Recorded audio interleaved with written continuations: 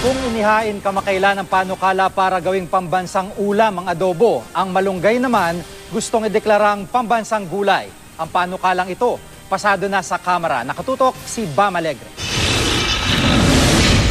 Kilala ng mga Pinoy bilang malunggay. Ito ang Moringa oleifera. Paborito ng marami, igataman o pangsahog sa mainit na sabaw. Tinagurian ding miracle vegetable o nature's medicine cabinet dahil sa mga taglay nitong bitamina at mineral na nakatutulong na magpagaling sa ilang sakit.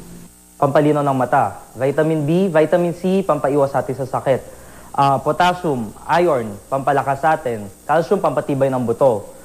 Protein, para sa mga nursing moms, para mas maraming gatas na maproduce nila para sa kanilang mga anak. Wala rin daw sayang sa malunggay dahil mula dahon, bulaklak, bunga, buto at sanga nito nagagamit kontra sakit.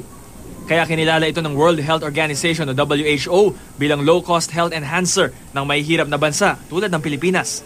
Kaya naman ipinasa ng Kamara sa ikatlo at pinal na pagbasa ang House Bill No. 2072 ni Pangasinan Representative Gina De Venecia na ideklara ang malunggay bilang national vegetable ng Pilipinas.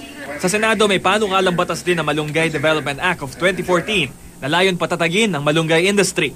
Dahil maraming pakinabang ang malunggay, umusbong na rin ang iba't ibang industriya gamit ang gulay na ito. At ang halaman nakikita lang natin kung saan-saan posible maghatid ng kabuhayan sa maraming Pilipino. Halimbawa na lang ang mga pagkain ito, cornic, singaling at kropek.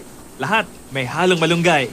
Pati mga snack items kasi gusto natin, pati mga bata, habang nagsasnack sila, merong mga nutrients na kinakain din sila. Pero kung ang taong bayan kaya ang tatanungin, kailangan pa ba talagang may batas para sa national vegetable? Kailangan naman ho talaga yun eh. Sustansya naman siya sir eh. Kasi talagang pang Pilipino talaga siya. Pwede siyang gamot, pwedeng inumin. Bam Alegre, nakatutok, 24 oras.